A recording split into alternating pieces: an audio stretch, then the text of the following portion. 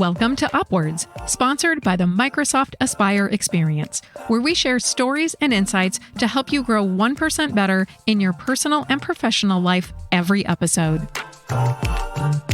Here are your hosts for today's episode, Alex Kessel and Jake Hewson. Hey everybody, welcome back to Upwards. I'm your host, Alex Kessel, and I've got Jake Hewson in the studio with me across the country. Across the country, but Alex and I talk every single day, so this is nothing new. Listen, we've got an excellent interview today with none other than Dan LaBruna. He's got quite an awesome story and a lot of lessons to share about bringing other people with you and why that's such a good idea, especially for so many of us who are so focused on our personal career growth and whatnot. So I hope you enjoy the episode. And with that, we'll roll the tape. Roll it.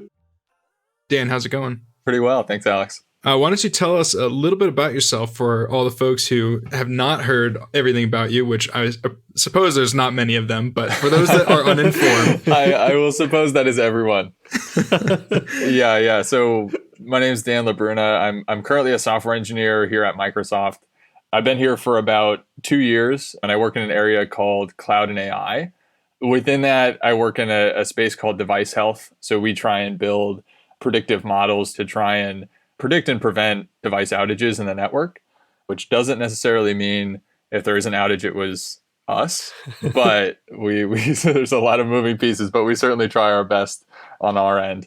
And then on the side, I organize a nonprofit called Care for Students that provides remote tutoring support to public middle and high school students.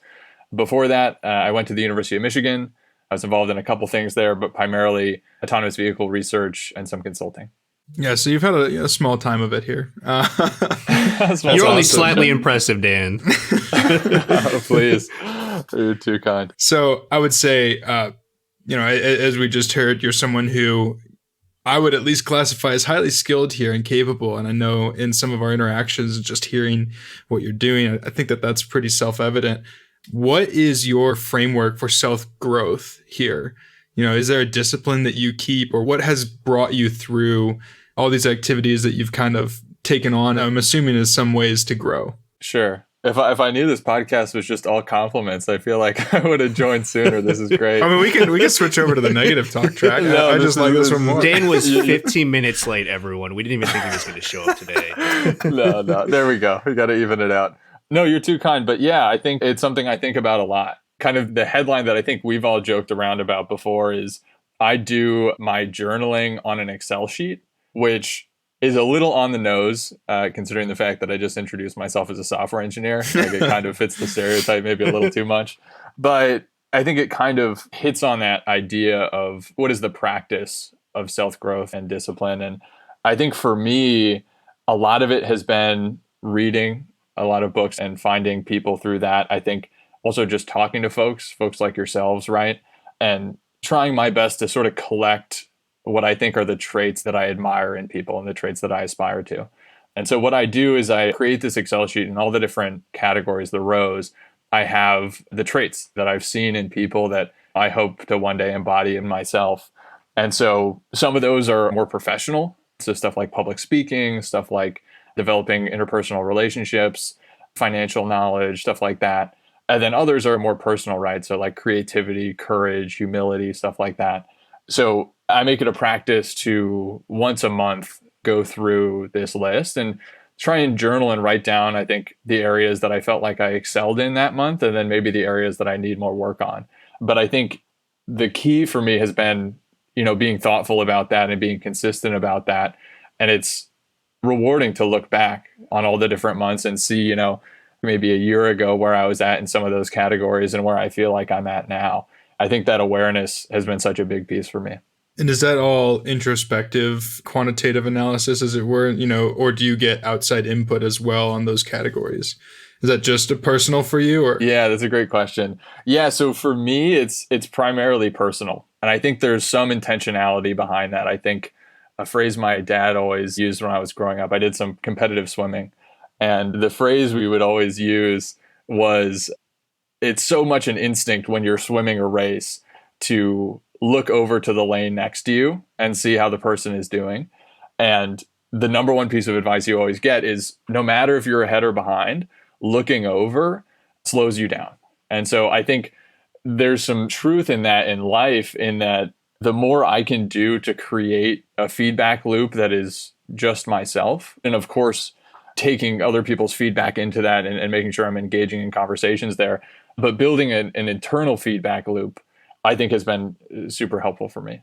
Man, I want Dan's character sheet for my next D&D session that I don't play, but he sounds like a great character here. Take those traits. Dan, I thought it was interesting what you mentioned with swimming, that no matter if you're ahead or behind, if you look to the side, you're going to be slower. And it kind of reminds me of a mantra I've heard where it's like, if you want to go fast, go at it alone. But if you want to go far, go together or bring others with you. And I know you mentioned we talked about how you've approached self-growth, but when did you start first thinking about how to apply the growth framework to a group of people instead of just yourself? And what realization did you have, or what really happened there? Sure. I think the biggest example of that in my life so far has been probably starting Care for Students. So we started in spring of 2020, right when schools were closing down for quarantine. I remember being on calls at work, and there was one individual on my team who had some young kids, and we went in our daily stand-up meeting, and they said, I can't really focus on work today. My kids are going to be home, and I'm going to be teaching them math and science and history, and I'm going to be their teacher and also their principal, I think I said. And my manager, being a great manager, was like, of course, take the time, focus on that, prioritize, right? But I think it made me reflect on the individuals who didn't have that opportunity, right? Who didn't have the opportunity to take a step back from work for a day. And I started to reflect on, what am I in a unique position to help with here? And so I had some folks reach out to me, friends and family, saying, hey, could you help my child with math and science homework? That's kind of my background. And I started thinking about it, and I did some of that, and then also thought, what am I uniquely positioned to do? And I thought about a bunch of people here at Microsoft I know that also have similar backgrounds to me. And I thought maybe I can get some of them together and do this with more people than just myself. And so I reached out to some schools, specifically looking at schools that I thought were serving communities in need, and asked them, hey, if I can get a group of volunteers together, would you all be interested in some tutoring from individuals from Microsoft?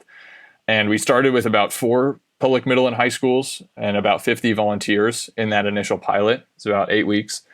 And then since then, it's kind of grown a little bit. So we started with that pilot, and last year was our first full year. We had about 100 volunteers in 10 schools. And now going into this year, we're targeting about 15 schools. So wow. It's been a pretty cool experience. Yeah. And to give some credit, I think, to Microsoft, I think in some ways it kind of speaks to the culture of the individuals that are here, that they're willing to step up for something like that. And also, we've been able to raise a good amount of money through Microsoft's corporate giving campaign. We've sent about $85,000 to schools as well, in addition to, I think, about 1,500 hours of tutoring. So it's been a tremendous experience. And I think as I reflect on the inflection point between looking at skill building as kind of just my personal thing and that personal growth, then looking at an organizational context and the people we have in here now, that's kind of been a big focus for me. That's awesome. I'm for it. Like I had heard of this. I'd heard whispers of this. I did not know it was that far and that big. Thanks. That's really cool. I think just anecdotally, it's kind of seeing this opportunity and taking advantage of it. And the way that you phrased, what am I uniquely positioned to do? At some point, you went from what am I uniquely positioned to do to what are we all uniquely positioned to do, it seems, because you brought others with you. Right. So what was that transition, that line of thought that switched from what can I just do to what can I bring everyone else to do? And why was that worthwhile? Because sometimes, that obviously this has been a ton of work. So it's not like bringing others with you is immediately the easiest thing to do, but rather you're like, oh, I think I can turn this into X, Y, Z. And what was that train of thought there, and what brought you to the conclusion that you should bring others? So I think in the moment I was kind of reflecting on if you do it just yourself, there are some upper limits on the hours you have in the day and stuff like that. So I thought about what is the value of bringing others with you. Obviously, it's more time and that you're having to put together a group of individuals, and it's almost a sort of second order effect and that you're not directly in there. But I think I got kind of three things out of it. The first two are more focused on the impact that's possible when you bring others with you. And I think the third is why I think it's actually has been personally valuable and is generally personally valuable for individuals that practice it. And the first is first and foremost skill and longevity, right? So 1,500 hours. yeah. So I don't have the time. I don't think there was enough time between now and when we started for me to do all that myself, if I wanted a normal sleep schedule and all that. But having more individuals allows you to achieve those sort of things that I definitely couldn't have done just myself. And then I think longevity is a really key piece too, in that as I'm thinking about, I think Jake actually mentioned it, if you want to go fast, rather go alone. If you want to go far, go together. I think my thought process around this initiative has been, I want it to outlast any one person's motivation. I want it to be something that goes and continues to go. So I think a lot about building an organization around an idea, right? So starting with the idea, moving to a program or like pilot sort of thing like we did in the beginning, and then with the overarching goal of eventually building an organization, right? Which I think to me really embodies this idea of outlasting any one person. And then I think the second piece is these second order and cascading effects. So similarly to there's only so much work that one individual can do, there's also limits to any one individual's creativity or the way they think, right? We're informed, I think, by our experiences. So there's so much value in bringing in diverse people and putting them in a position to make an impact. So one of the situations we had was with one of our schools, when schools were first closing down, they didn't have any lectures or instruction. So we were the only support they were getting. And in that, there was some need for the teachers to figure out how to digitize their materials. They were used to teaching on a whiteboard, and all of a sudden they had to teach on Teams. And one of the individuals that was working at that school talked to their teacher and found out that that was something they needed. And so it kind of grew out of that, and I started helping digitize the materials at the school. That's something I would have never thought of, but because we put that individual in that place, they were able to do that and create that impact, which I thought was just amazing. And then lastly, kind of going back to almost where this conversation started, this idea of building skills, especially for individuals like myself who are younger in their careers. At this point in our careers, I think for many people's goals in the future, so much of it has to do with making impact and leading people and stuff like that. This is such a tremendous opportunity to take on some of that responsibility and try and drive that impact. Put yourself in those uncomfortable situations. There's certainly so much I've learned going through this process, things that I wish I could have done differently or figured out sooner. But that learning experience was really so valuable. So even at an individual level, this idea of bringing others with you has been so valuable. I think it's really the sort of way that you end up being able to make change at scale. Yeah, that's crazy. Both in the places that you bring this large group of people, but also within the people that are going. Yeah, that's exactly. Cool. That is really cool. So obviously, Dan, you've found a way to bring more people with you, and you found a way to make it successful, and you've learned a ton and experienced the unique challenges that also come with and bringing other people instead of going at it alone. How would you encourage others to begin doing the same if they're going at something alone and they want to bring others with them? Or they just don't even know what to do. No, it's a great question. I think one of the big lessons I learned, especially at the beginning, was lowering the activation energy for myself to make something like this happen.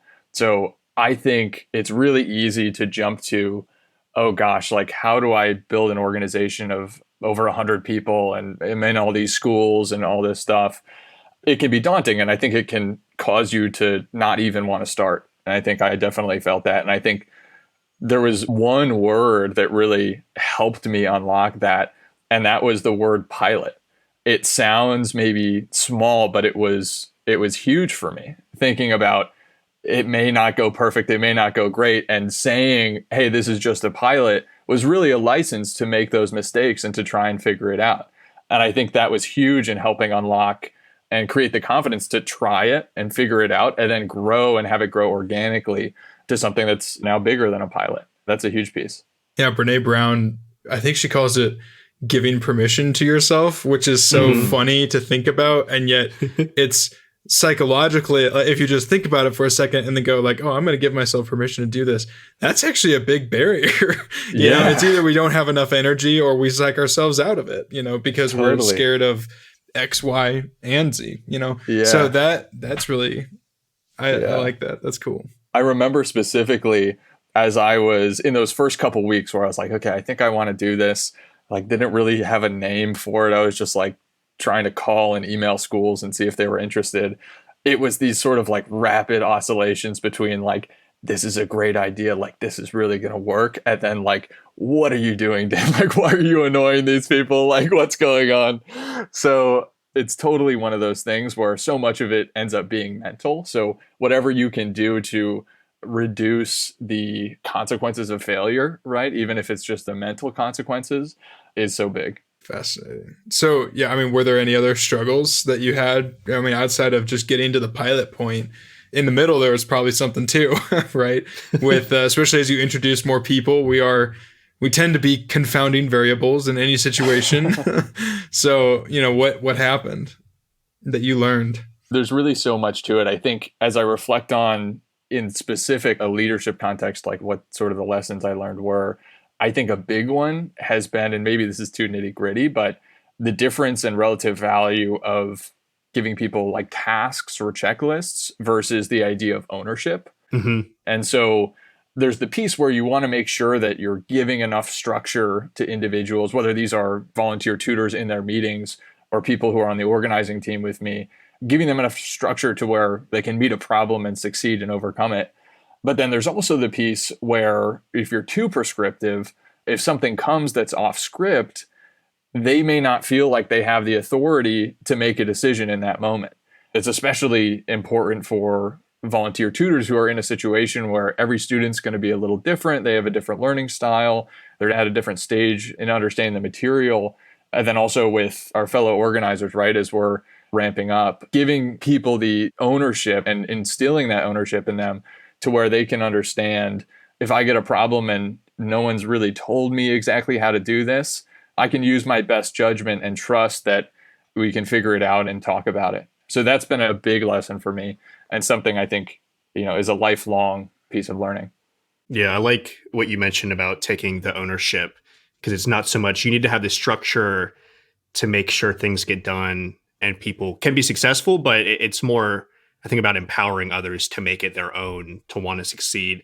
And it's interesting, like as you empower others, and obviously as you've been able to scale, I'm sure a lot gets taken off of your plate as going at it alone, but as you've scaled it to many more schools, many more students, I think the sense of responsibility and maybe the stress can increase when you're scaling something. So what would you say you would share with others who are focused on leading, but find that it's hard to balance all the pressures in life with career, home, social lives, but want to lead and bring others with them on an endeavor?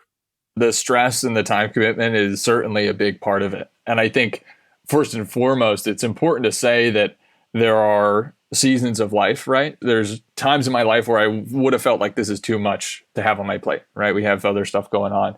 So it is important to listen to yourself and understand, what stage am I in right now? Do I feel like taking on this responsibility? And am I able to balance and prioritize the things that are really important to me? And then I think if it does feel like that time, transitioning from a situation where it's a one-man band to now an organization, it's different sorts of work, I would say. I don't know if it's necessarily more or less, but it's different sorts of problems. And I happen to find those problems really interesting. So it's been a fantastic experience, but there's stress and stuff that comes along with it. I think I practice some mindfulness and stuff like that to help get through it. I have great friends like you all. And then also, you know, a good family and people to talk to about it, which I think helps as well. I think understanding that other people are going through a lot of the same stuff and thinking through the same problems can be really heartening. For sure. Some high quality thoughts delivered straight from Dan here. All right, we've got one more question, and that is, we've talked a little bit on the perspective and how to start thinking about getting into bringing others with you and finding where you're uniquely positioned. But what is an actionable thing somebody can take away right after this podcast and start doing that will be, you know, that low energy of activation, not I'm going to go conquer the mountain right now, but what's the first step? What's the baby step that somebody can follow? Yeah. So I think the first step to this is there's obviously a lot of activation energy with creating something new and starting this whole new thing. I think there's also so much to be learned by coming alongside people you really admire. So finding individuals in your life that maybe you know already that you admire, or maybe finding some other people who are doing some interesting stuff and then just say, hey, can I participate in this with you? I think it's such a good way to learn how to do these sort of things. And also, you know, especially if it's in the nonprofit space, it all helps. So if you're helping out at a super impactful organization or starting something of your own, it's super useful and a great way to get started. If eventually your goal is to do something out on your own, is to get involved with an organization that you really admire and appreciate. Oftentimes you'll find people there, again, with those traits that you admire, that you can aspire to, that can help you understand how to take that next step when you're ready to start something else. Awesome. Well, hey, Dan, thanks so much for being on the show. We really appreciate you taking the time. And I think our audience is going to get a lot out of this podcast episode. Thanks, Jake and Alex. I really appreciate it. It's been great. Man, Alex, that was an awesome episode. I think it's so cool to hear about Dan's growth he's been able to have personally, but also the growth he's been able to create for others and bringing others along with him. I really liked what he mentioned about creating a air quotes pilot when he decided to bring others in and grow his organization. I think it already can be daunting enough to get out there and try something new when we already psych ourselves out enough. And then on top of thinking, well, let me bring others with and the scale you can think of naturally when if I'm going to bring in more people, it's probably going to be an even bigger endeavor. But I love that he had a very specific word and hey, it's just a pilot. And a pilot program can definitely fail. And when you think of a pilot program, it's all about learning and just experiencing. So when starting a new endeavor, and especially when bringing others with you, don't overthink it. Just get started, be excited to learn and grow. And you never know, you might be able to help the number of people that Dan and his group have been able to. Yeah, for sure.